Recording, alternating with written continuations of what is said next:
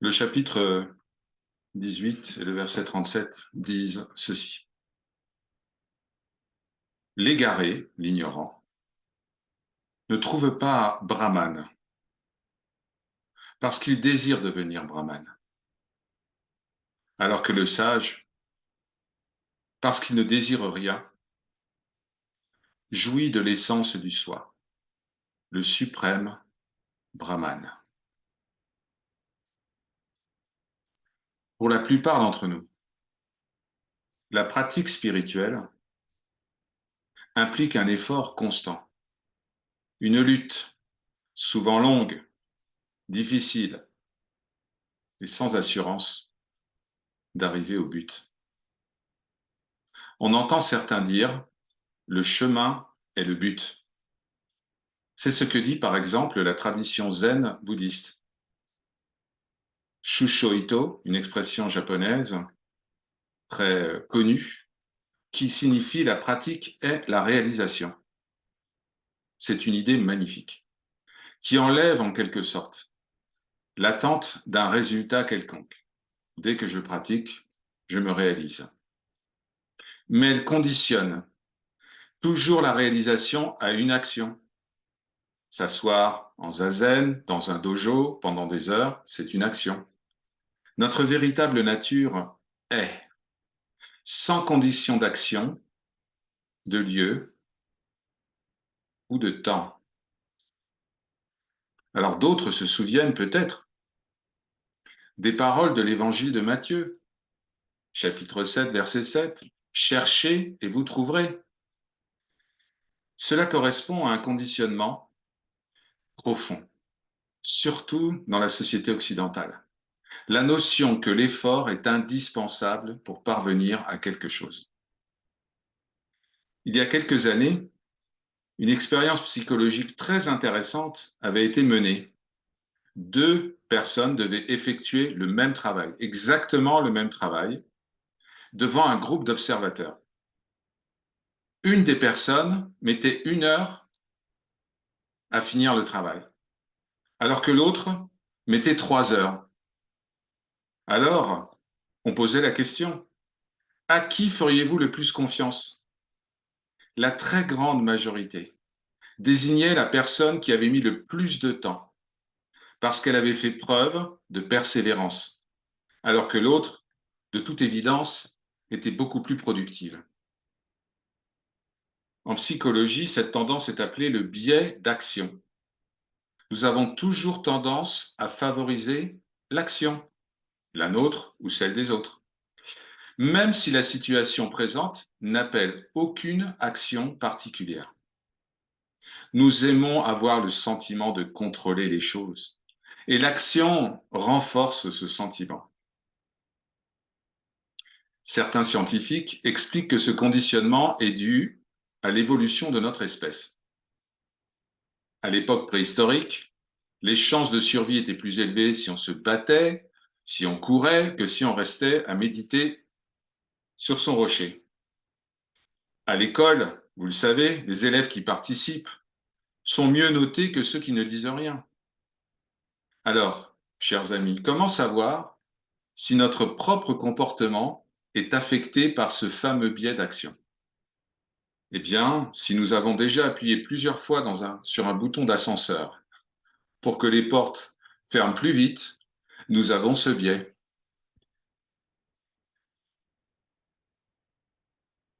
Avec le verset 37, le sage Ashtavakra renverse toutes nos idées préconçues en affirmant que nous ne pourrons jamais trouver ce que nous désirons devenir. En effet, pourquoi chercher ce que nous sommes déjà? Nous sommes comme une personne qui a ses lunettes sur le nez et qui cherche dans toute la maison pour les trouver. Ne les trouvant pas, elle va dans la rue, elle fouille sa voiture, puis tous les endroits où elle aurait pu égarer ses lunettes. Enfin, un passant lui dit que les fameuses lunettes tant recherchées n'avaient jamais été ailleurs qu'ici. La tradition védique utilise une parabole qui est appelée la parabole du 10e homme. C'est un classique. Un groupe de 10 personnes traverse une rivière. Ils arrivent sur l'autre rive et ils se comptent pour savoir si personne ne s'est noyé. Chacun d'entre eux compte 9 personnes. Alors s'ensuit un grand désespoir et une tristesse immense d'avoir perdu un compagnon de route. Jusqu'à ce qu'un voyageur, voyant leur détresse, leur dit « Mais vous êtes 10 !» Ils avaient simplement oublié de se compter eux-mêmes. De même, le soi est toujours présent. Mais si l'on regarde uniquement l'extérieur, on exclut le soi de notre attention et on imagine donc qu'il n'est pas là. Le verset 37 est comme un coup de tonnerre pour le cherchant spirituel. La quête, notre quête bien-aimée, notre quête spirituelle, fait elle-même partie du rêve appelé la vie. La quête incessante, nous menant de maître en maître, d'enseignement en enseignement, est considérée par Ashtavakra comme une ultime diversion du mental, qui maintient la croyance qu'il y a un objectif et un chemin à parcourir. Le sage nous invite par ce verset à lâcher prise avec l'idée même de réalisation spirituelle, de processus pour y parvenir, de moyens à mettre en œuvre. Cette invitation s'adresse à des cherchants qui ont déjà pèleriné durant de longues années sur différentes voies. Celui ou celle qui ne fait juste que s'engager sur cette voie qui commence va rejeter ces propos, parce que ce verset ne peut être compris véritablement que par celui ou celle qui a déjà expérimenté le caractère illusoire de la quête. Sri Nisargadatta Maharaj avait exprimé cette idée d'une autre manière.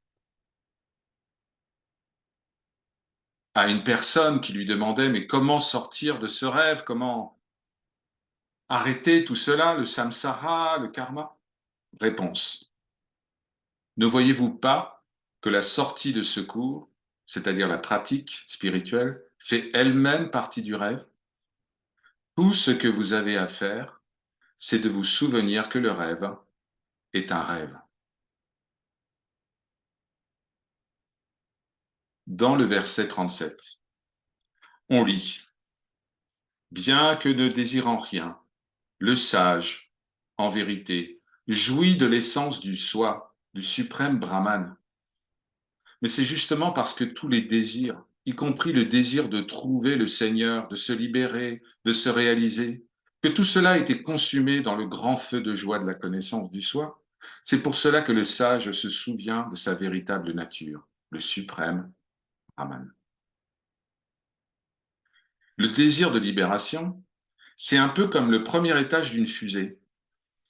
C'est absolument indispensable pour le décollage, à savoir le détachement de la croyance que le monde est réel en soi. Mais le premier étage, vous le savez, doit être largué pour permettre à la fusée de se placer en orbite. C'est lorsque ce dernier désir tombe, ce désir de se libérer, de se réaliser, que la croyance que je suis ce corps tombe définitivement. Alors surgit la grande lumière éternelle, seule réalité, que nul ne peut voir, puisque rien n'existe en dehors d'elle. Et c'est pourtant cette lumière qui éclaire toute expérience. Et vous êtes cette lumière. Tat, Twam, Asi.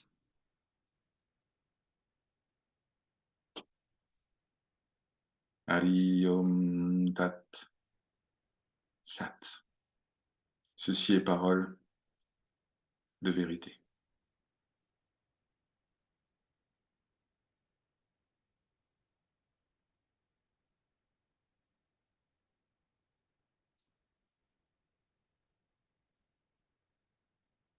Alors avant d'accueillir vos partages, vos impressions, vos questions. Ce serviteur avait l'inspiration de vous relater plus exactement, parce que c'est une tradition orale, une histoire très célèbre dans toute la région du Tamil Nadu, l'histoire de Swami Paravala. Je vais vous l'écrire. Swami Paravala. Peut-être que certains d'entre vous la connaissent. Je vais noter son nom dans le chat. Swami Paravala. Retenez bien ce nom, Paravala. Ça va devenir votre expression favorite à l'issue de ce partage. Swami Paravala, c'est dans la boîte de dialogue. Alors, nous sommes il y a à peu près 600 ans. Un être éveillé, un grand Swami, qui résidait jusqu'alors dans l'Himalaya, décide, il est conduit dans ses différentes pérégrinations dans la région du temple de Chidambara. Il ne parle qu'hindi, ne parle pas un mot de tamil. Le seul mot tamil qu'il connaît, c'est Paravala. Paravala, ça veut dire tout est parfait en tamil, ou c'est OK. Alors il arrive et il mendie dans un village. Et le prêtre de ce village lui donne un peu de riz, un peu d'eau, et demande au Swami, ça ira comme ça vous ira? Le Swami répond, Paravala, tout est parfait.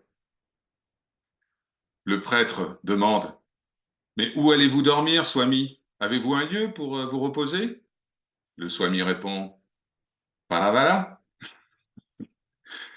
Le prêtre lui dit, vous pourrez rester dans une petite hutte à l'extérieur du village. Bien sûr, le Swami ne comprend pas un traître mot de ce que lui dit le prêtre, qui lui parle en tamil. Le Swami répond, Paravala, tout est parfait. Alors, les mois passent, et certains habitants du village, devinant la sainteté du Swami, commencent à lui demander conseil pour tout type de questions. Par exemple, est-ce que je vais gagner mon procès contre un tel? Voilà. Les récoltes seront-elles abondantes cette année? Voilà. Dois-je marier mon fils avec cette femme? Voilà. Est-ce que mon père va guérir? Voilà. Et alors quoi? La plupart du temps, les choses se produisent comme les différentes personnes le souhaitent. Et donc le Swami est maintenant considéré mais comme un grand saint. On commence à lui apporter de la nourriture, des cadeaux. Bref. Plusieurs mois passent. Une jeune femme du village tombe enceinte. Pressée de questions par ses parents, elle dit, c'est le Swami. Le père est le Swami. Alors tout le village, furieux, se rend chez le Swami. On commence à l'insulter, à le battre. Avez-vous fait cela, Swami? Vous n'êtes pas un vrai Swami. Que répond le Swami? Paravala. Un des villageois dit, eh bien, puisque c'est son enfant, que la jeune fille et le bébé restent avec le Swami. Il se tourne vers le Swami et lui dit ceci, vous allez garder cet enfant, c'est le symbole de votre faute. Le Swami répond, Paravala. Quelque temps plus tard, prise de remords, la jeune femme avoue que le père n'est pas le Swami. Alors, tout le village se rend auprès du sage pour présenter ses excuses. Que dit le Swami? Paravala. On construit un grand ashram pour le Swami, qui finit ses jours paisiblement, sans avoir jamais dit autre chose que Paravala. Tout est parfait, par sa grâce.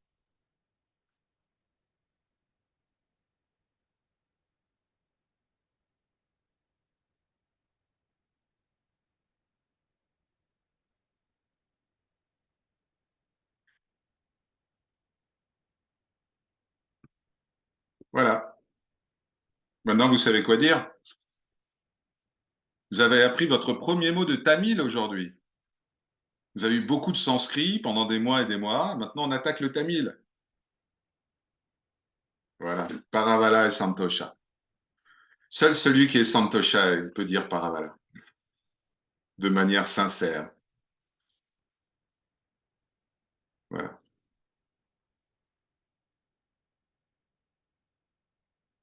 Voilà l'attitude de ce qu'on appelle Jivan Mukti, le libéré vivant, celui qui n'est plus affecté par quoi que ce soit.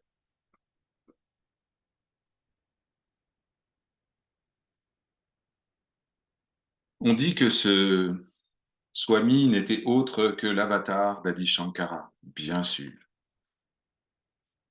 venant du Nord, etc. Bref, voilà. Vous parlez tamil couramment maintenant, c'est la seule chose dont vous avez besoin. Si un jour vous avez la grâce, si le Seigneur vous accorde la faveur de visiter le temple de Chidambaram, d'aller à Arunachala, maintenant vous savez quoi dire à toutes les personnes que vous rencontrerez. Et ils reconnaîtront, ils se rappelleront de l'anecdote et ils vous feront un grand sourire.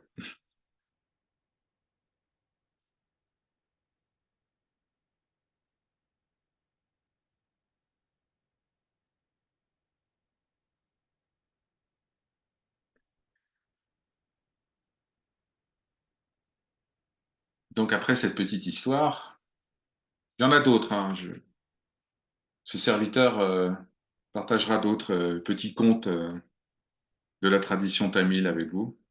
Il y a des choses très amusantes et surtout très instructives. Vous avez la parole, chers amis.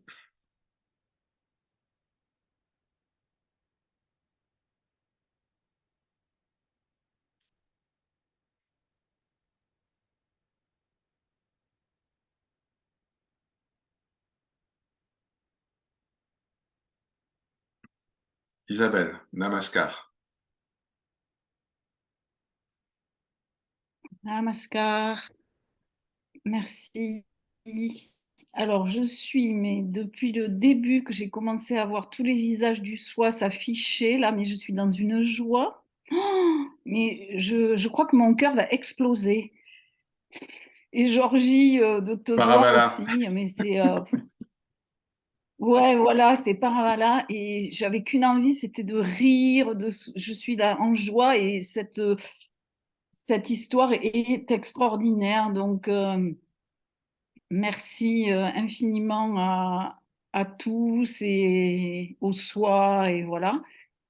Et ce qui est dit ce soir, ça résonnait bien parce que depuis ce matin que ça s'est levé, alors je sais jamais comment parler de moi, s'il faut dire le personnage, le corps, ce corps. Enfin, je sais pas, je suis toujours un peu bon. Enfin bref, pour le moment, je dis je. Hein. Enfin, j'en Très suis bien, pas encore à me. très bien.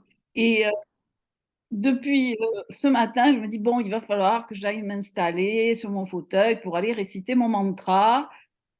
Euh, Sainte Marie, Mère de Dieu, priez pour nous. Et je ne l'ai pas fait du tout.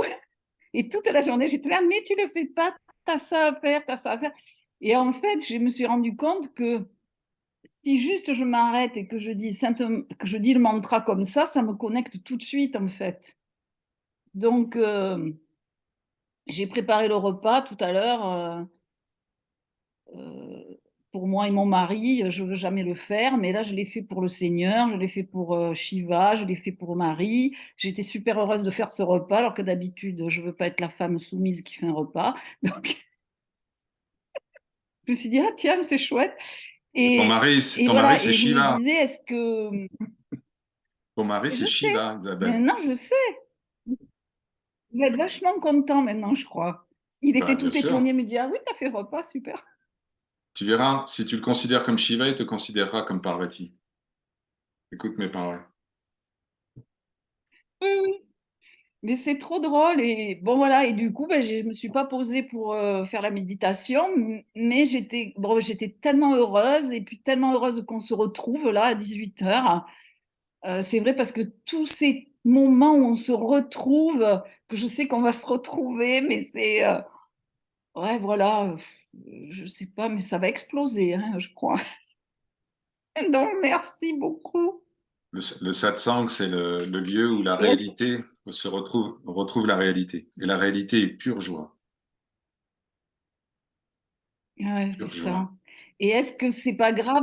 Est-ce que c'est pas grave, docteur, si je me mets pas à méditer tous les matins en faisant les respirations et tout ça? Moi, j'y arrive pas du tout, quoi. Bon, je vais Bon, répondre. voilà, Qu'est-ce que je vais répondre? voilà. Paravala. Non. Ah, voilà, voilà. Tout est parfait, Oui, c'est ça. Isabelle. Tout est parfait. Si tout ce qui se produit est ce qui devait se produire, tout est la volonté du Ouais. Seigneur. S'il n'y a pas de méditation un jour, c'est la volonté du Seigneur. S'il y a une méditation un jour, c'est la volonté du Seigneur. S'il y a la répétition du mantra, de tel mantra, tout est le Seigneur. Aucune action n'appartient à Isabelle. Aucun résultat des actions n'appartient à Isabelle. Tout est parfait. Que de la joie en satsang.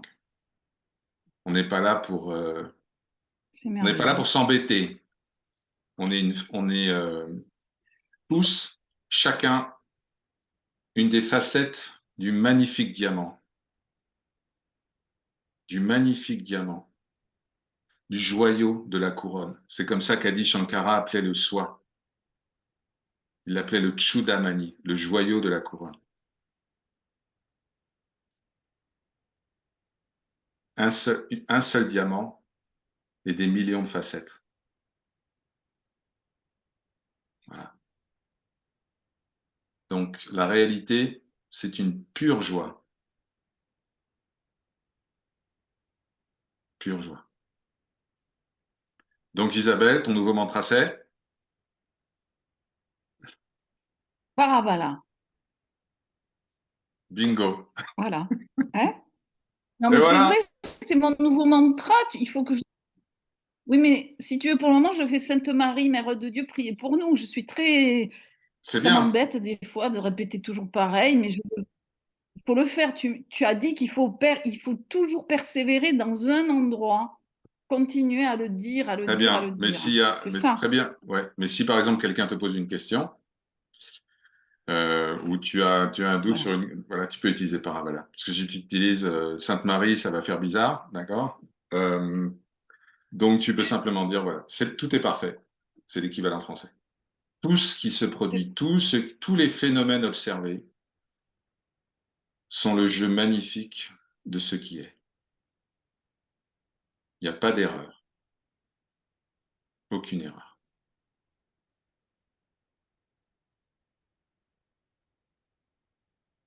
C'est ce que l'attitude du Merci. Swami révèle.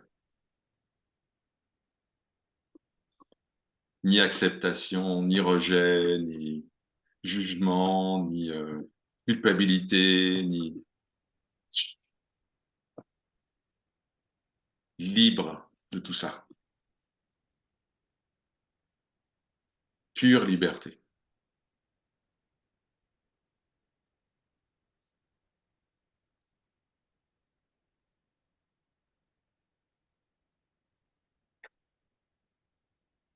Je-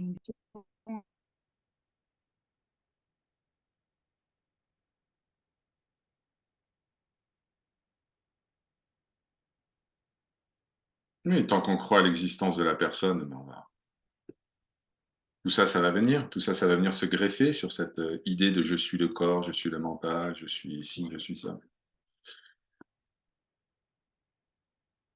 Quand il y a cette immense détente par rapport au personnage, ce dépôt de tout ça au pied du Seigneur.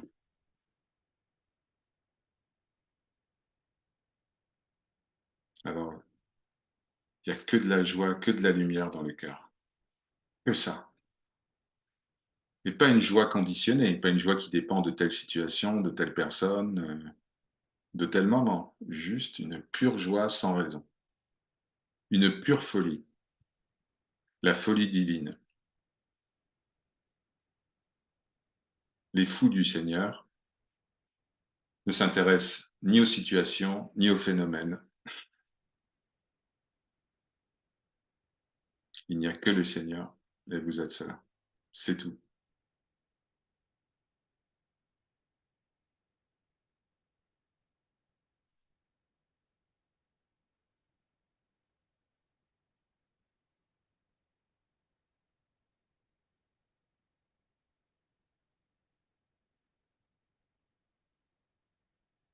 Il y a de la joie ici de vous retrouver aussi. Les dimanches, les mardis, les jeudis, parce que j'ai le darshan. Vous me donnez votre darshan, vision divine du Seigneur, sous tous ses visages.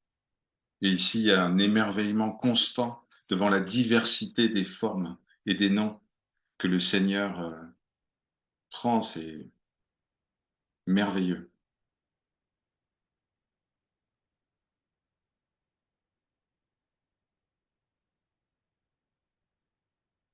C'est ce que disait Ananda Mahima quand il y avait des visiteurs qui venaient la voir. Il disait oh, Ananda Mahima, nous sommes tellement honorés d'avoir eu votre darshan, c'est-à-dire votre vision divine. Elle se prosternait devant elle, elle disait non, c'est vous qui m'avez donné votre darshan. Merci. Vous êtes venu jusqu'à moi pour me donner votre darshan. Quel honneur.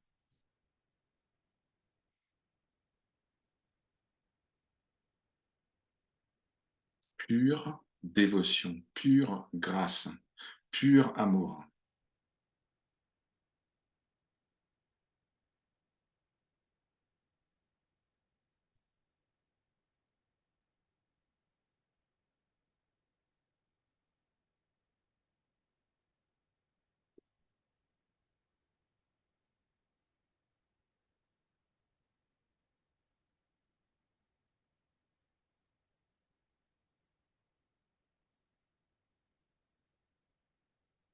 Alors, au prochain cours d'Ashtavakra, je reposerai la question. Je dirai alors, comment il s'appelait le Swami?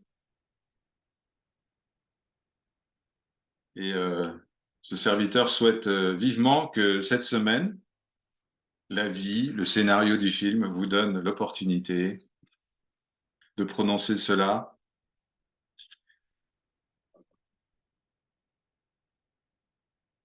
Ah voilà, tout est parfait.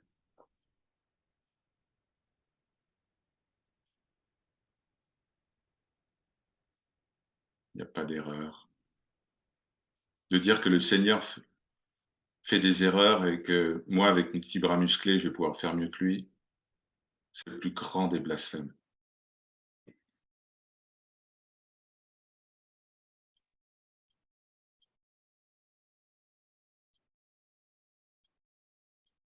Qui est comme toi, Seigneur.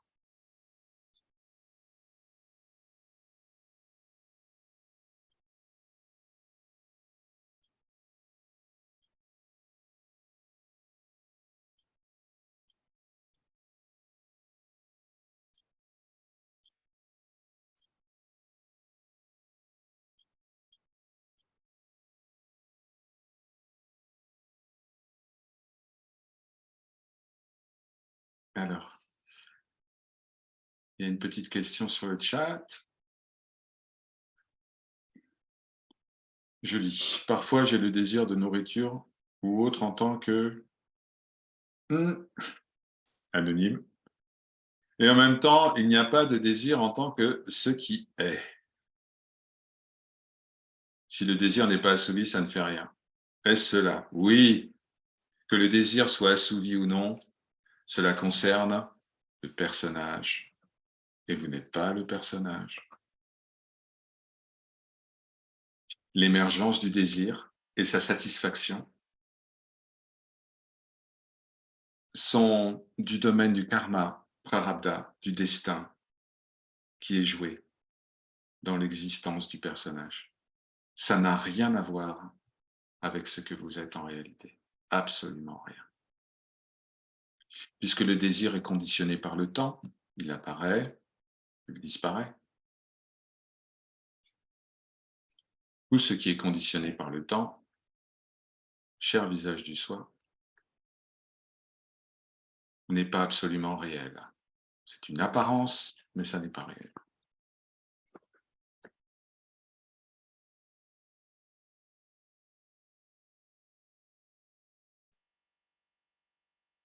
C'est pas mal ça.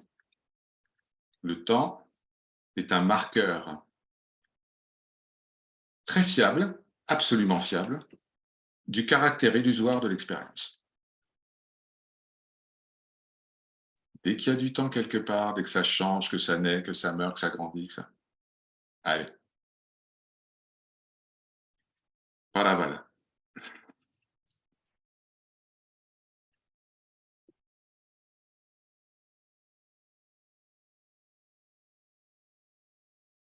Alors, que faire contre le temps? Le temps, ça se dit kala en sanskrit. K-A-L-A. Quel est le remède au temps? En tout cas, la croyance en l'existence du temps. Eh bien, le remède à Kala, c'est Kali, la divine mère, c'est-à-dire ce qui est immuable, qui ne change jamais, qui est le substrat de toute manifestation, qui est le début, le milieu et la fin de toute chose, l'alpha et l'oméga. On en parlera jeudi pour le cours de Bhagavad Gita.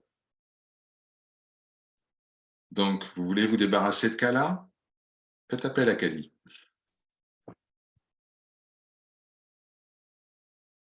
La divine mère, sous toutes ses formes, quelle que soit la forme et le nom que vous lui donnez. Homme, femme, lieu, paysage, son, abstrait, peu importe.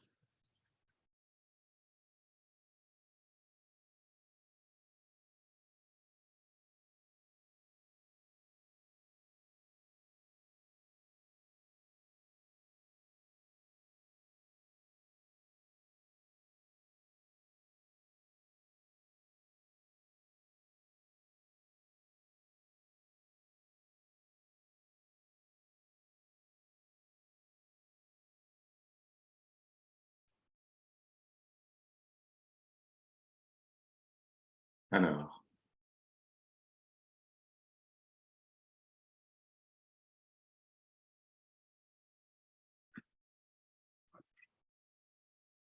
ce serviteur a l'inspiration de vous lire quelques psaumes de David. Une fois n'est pas coutume.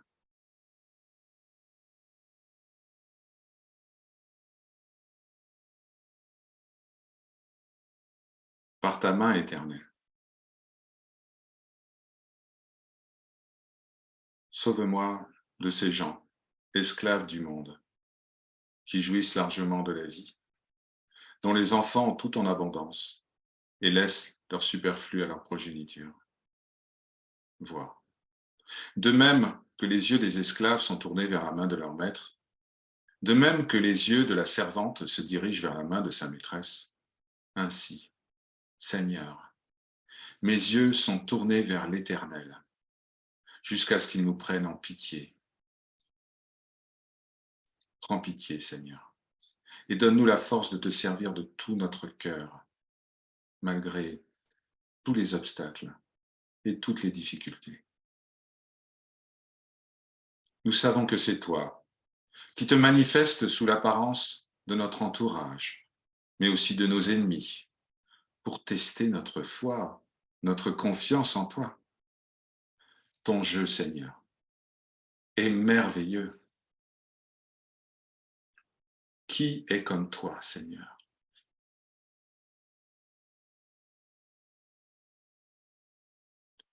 Mi Hamra Baelim Adonai, en hébreu.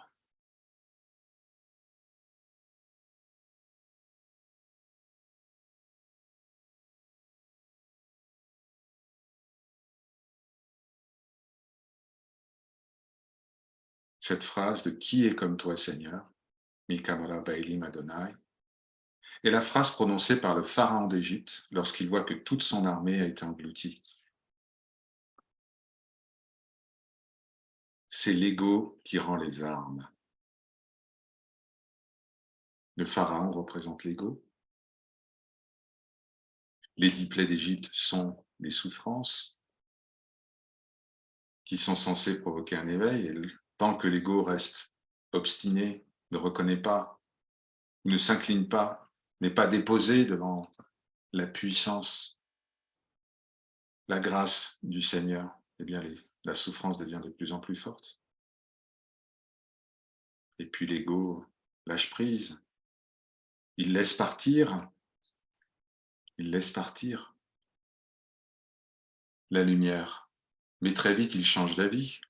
Il rassemble toute son armée pour aller rattraper la lumière. Et là,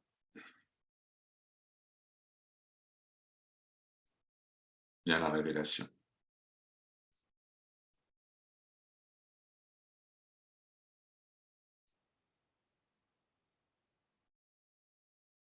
Ce qui est comme toi, Seigneur, a été très longtemps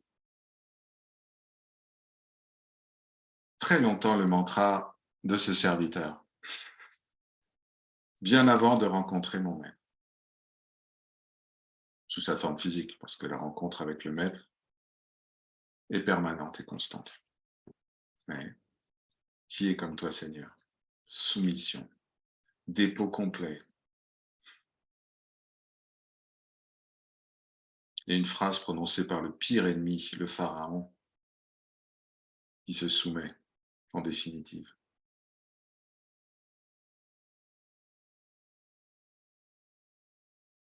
Qui est comme toi, Seigneur? Personne, évidemment, puisqu'il n'y a que toi, Seigneur.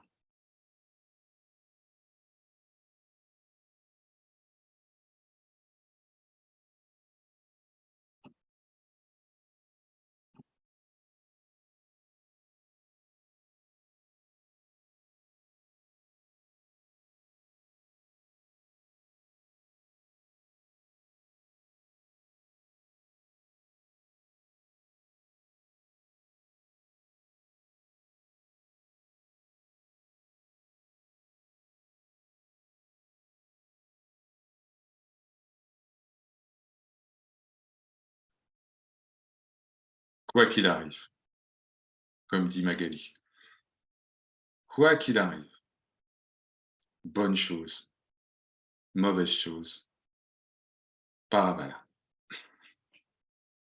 toujours. Vous n'avez même pas besoin de comprendre ce qui arrive. Le Swami ne comprend pas un mot de tamil. Ça n'est pas important.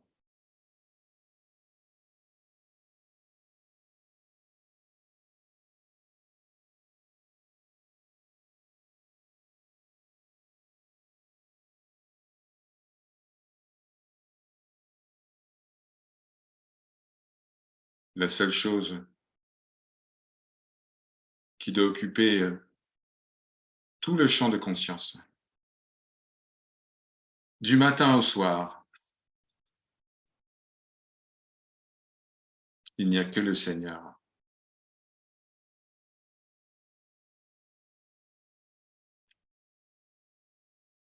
Et vous êtes cela.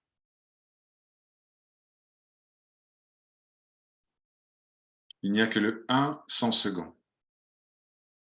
Ekam Ewa Advaitam. Je vais vous le marquer.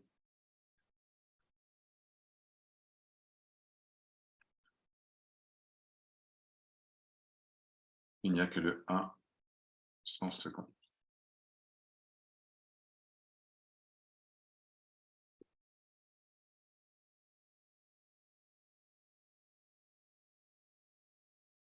Sans second, ça veut dire sans vous. Et vous êtes cela.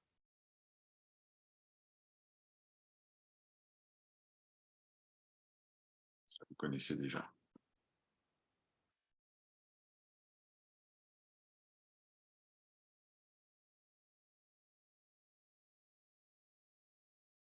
C'est tout ce que vous devez connaître.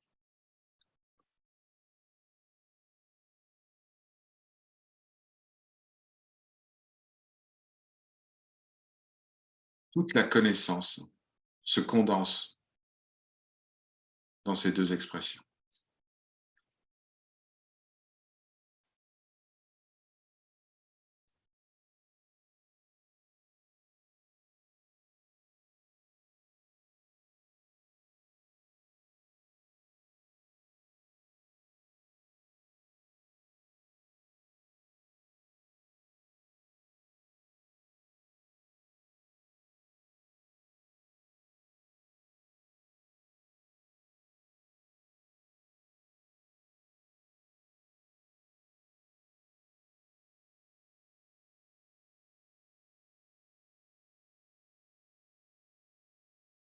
Par leur grâce.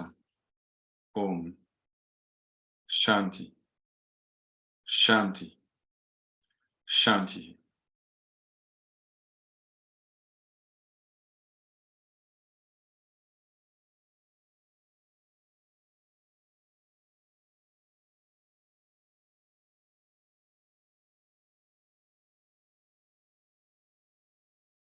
Le replay de cette session sera disponible demain soir.